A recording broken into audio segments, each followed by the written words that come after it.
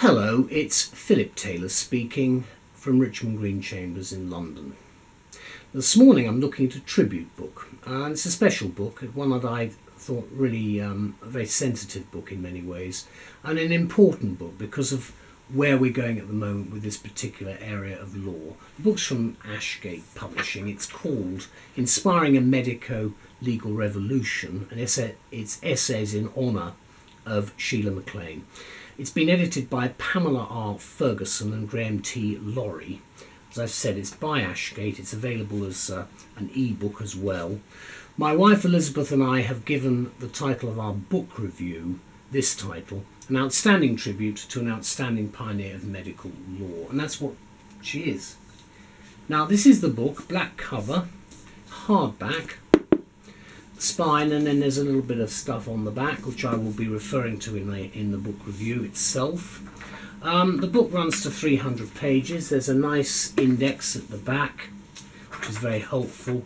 A lot of reference material here, and then you've got after the reference materials there are the references actually start there. That means the bibliography, just for the sake of clarity.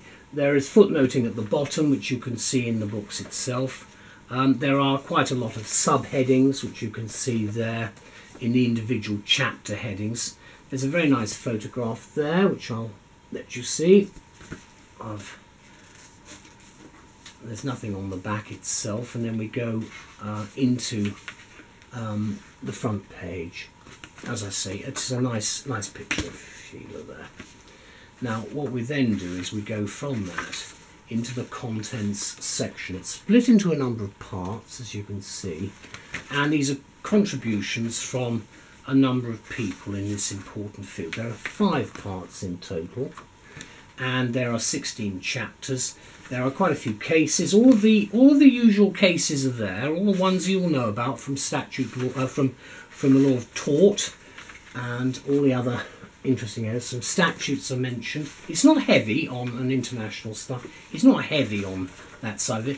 Very useful abbreviations, always important in medical law, I hasten to add. Then a list of the chapter contributors. I can't go through them all by name, but they're important people. Some of them will be known to you. I'm certainly aware of a number of the names, or just looking through them. Then you get there's the rest of the names there. And then you get a foreword, which is written by Lawrence Gostin. Then you get the preface itself, which comes from the 2 editors, dated the 30th of September 2014, and then issues at the beginning of life, and it then follows through to the end of the book, which deals, so it's issues at the beginning of life, care, liability, regulation, issues at the end of life. So it has a logical structure throughout. It's a very special book, this one, which is why I wanted to review it. And this is what I'm saying about the book.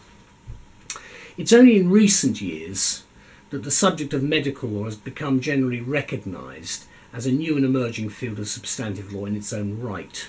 And I say that guardedly because I come from over 40 years of being a law student and practitioner, and so I'm aware of massive changes in that period of time. In fact, it's more like 45 years now, come to think of it. Frankly, it's not surprising either then, because as with the law of intellectual property, these newly emerging areas of law have been with us for a long time, although we call them by different classifications.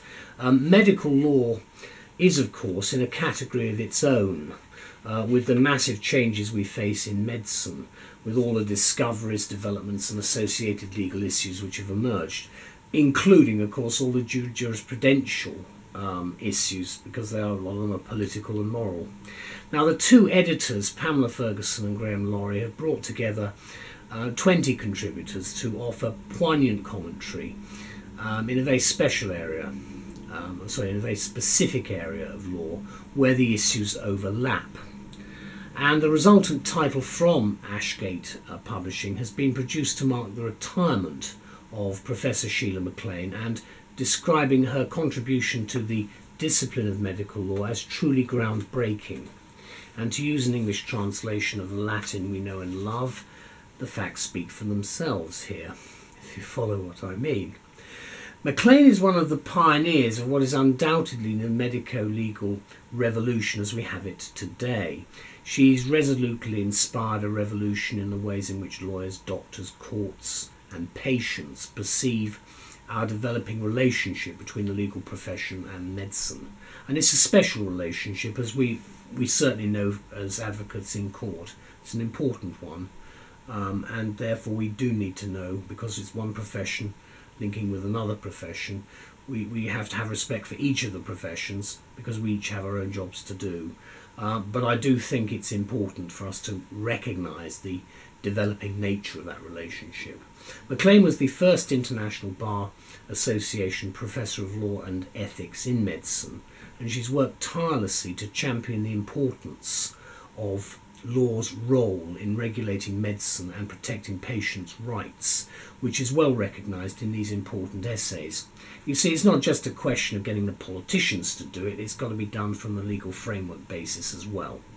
The spanning content of the book then reflects the range of contributions that McLean has herself made, and it must be said she's very much a modern pathfinder in our view, whom probably not as many people know of in terms of what she's actually done and the way she's done certain things.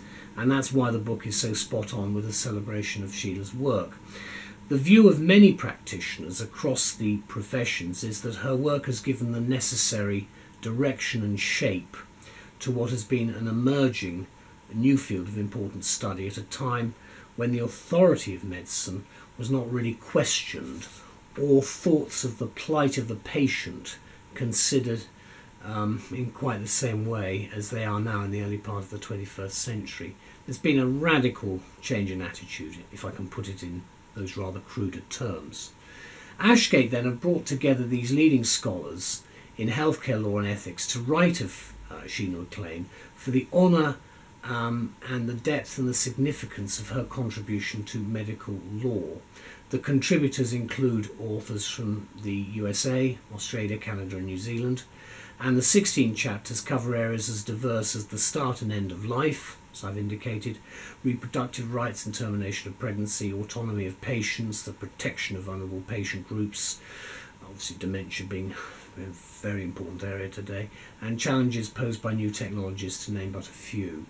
Let me conclude by saying that this is a wonderful tribute, and I think it's been dealt with sensitively, and it looks very seriously at the issues we face today, jurisprudentially and of course legally and medically. Above all else then, it's a fair and splendid celebration of Sheila McLean's contribution to medico-legal practice, and she was and remains an inspiration to us all, so thank you very much. Very grateful for this. It's, I felt, a really fascinating book to read. Bye bye.